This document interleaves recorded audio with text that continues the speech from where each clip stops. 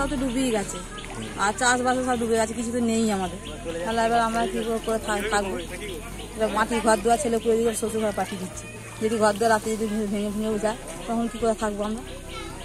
জল কি বাড়ছে? জল বাড়ছে তো, ওই জন্য ছেলে দিকে সব বলছি শ্বশুর বাড়ি চলে যাক, নাহলে এবার আমাদের মাটির ঘর, আমাদের পাকা ঘর দেওয়ার না, মাটির ঘর বাড়িতে দেখে যাও একবারে একদিক থেকে হেলে চলে গেছে। ওই জন্য শ্বশুর বাড়ি পাঠিয়ে দিচ্ছি ছেলেদিকে। পরিস্থিতি কি খুব খারাপ হচ্ছে? হ্যাঁ, পরিস্থিতি খারাপ হচ্ছে।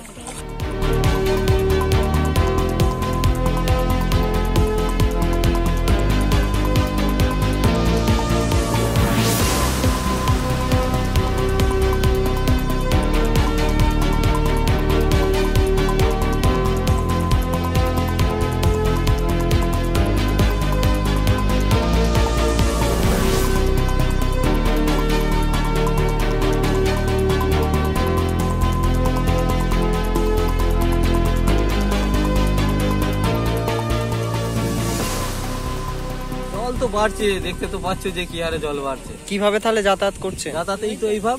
এখানে প্রায় কতগুলি বাড়ি জলমগ্ন হয়ে আছে? এখানে এই তো 3টে। এরপরেও তো জল বাড়বে, তখন তাহলে কিভাবে যাতায়াত করবে? ভাবি যাতায়াত করতে হবে, তাছাড়া আর কি উপায়? এটা কোন জায়গা? এটা বলন্ডি। সরকার থেকে কিছু সাহায্য পেয়েছেন? সরকার থেকে কি সাহায্য করবে? ওই তো রাস্তা হয়নি, কিছুই হয়নি। তিরপল পেয়েছেন? না, তিরপল এখন পাওয়া যায়নি। জল তো কালকে হচ্ছে রাত থেকে বেড়েছে। কতটা অসুবিধায় আছেন? বিশাল অসুবিধাই আছে। বাড়ির মধ্যেও তো জল ঢুকে গেছে। বাড়িতে জল ঢুকে গেছে, উঠোনে জল, দুয়ারে জল, রান্না বাড়া হবে না, উঠোনে জল। এখনো তো টানা বৃষ্টি হচ্ছে, তার ফলে তো আরো জল বাড়তে পারে। আরো বাড়তে পারবে, বাড়লে এবার সরতে হবে। তাহলে কিভাবে রান্না করছেন? রান্না তো হয়নি এখন, উঠোনে জল ঢুকে গেছে, ইট দিয়ে করতে হবে। এখানে প্রায় কতগুলি বাড়ি জলে মগ্ন হয়ে আছে? ওগুলো সবই ওগুলো আছে। আর আমাদের এই যে জায়গার ওদের পাকা বাড়ি, ওদের অসুবিধা নেই, ওদের জল ঢোকে না। আমাদের মাটির বাড়ি, আমাদের তো বিশালই অসুবিধা। জল বাড়লে কোথায় আশ্রয় নেবেন? যদি যেতে হোক ওপর কিনে যেতে হবে, যাদের হোক বাড়িতে যেয়ে থাকতে হবে, পাকা বাড়িতে। সরকার থেকে কোনো সাহায্য করেছে, তিরপল বা কোনো খাবার দাবার? না না, কিছু দেয়নি।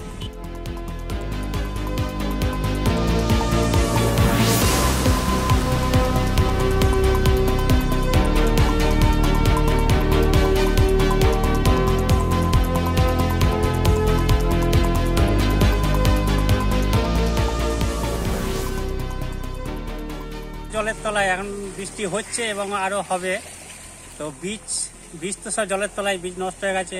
চাষের তো প্রচুর ক্ষতি হয়েছে। চাষের তো প্রচুর ক্ষতি, বীজ না হলে ধান রোপাই হবে কি করে? এখানে কতগুলি গ্রাম জলমগ্ন? 8-10টা গ্রাম। এখন তাহলে কিভাবে আছেন?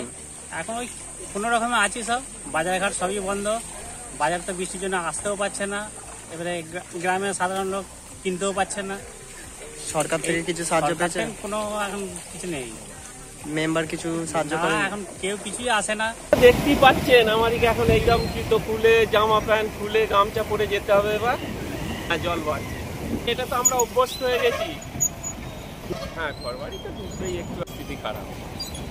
আমি চাপাটাকে যাবো, গাড়ি চলাচল তো বন্ধই হবে, নাহলে তো গত বছর তো বাইক উল্টে গেছিল, জলের রোস্তে টেনে নিয়েছিল, আরো পরিস্থিতি খারাপ। ঘর দুয়ার, মাটির ঘর তো সব ধসে পড়ে যাচ্ছে, জল পড়ছে, উনুনের জাল দিতে পারছি না, রাঁধতে খেতে পারছি না, কী করবো বাবা বলো? আমি ঘর দুয়ার, তারপরে জমি জায়গা সব তো পচে ধস হয়ে গেছে, জল রাস্তা আছে, জল যে বাড়ির খাবার সেটা পর্যন্ত নাই, বোতলে করে যেখানে হোক তুলে নিয়ে এসে রেখে দিয়েছি, খাচ্ছি, বলো আর কি করবো? জলের কল ডুবে গেছে? হ্যাঁ, জল কল ডুবে গেছে, এত জল দেখো না, কত জল। এই জল পেরিয়ে এতটা জল পেরিয়ে গেছে, খেতেও তো হবে, মানুষকে জানাতে তো হবে যে আমরা এই পরিস্থিতিতে আছি। পঞ্চায়েত থেকে কেউ এসেছিল? না না না না, কই এসে কেউ আসে না বাবা, কেউ আসে না। কেন মিথ্যে কথা বলবো না? কি বলে এলে বলতুন যে হয়েছে।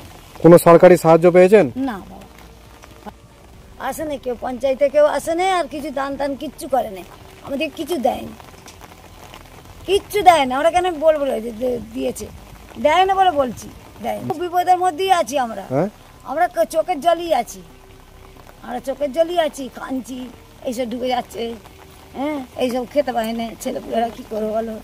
এইটার জন্যই তো আছি, আমাদের কিছুই পঞ্চায়েত থেকেও আসে না লোক, আর আমাদের যেতেও পারে।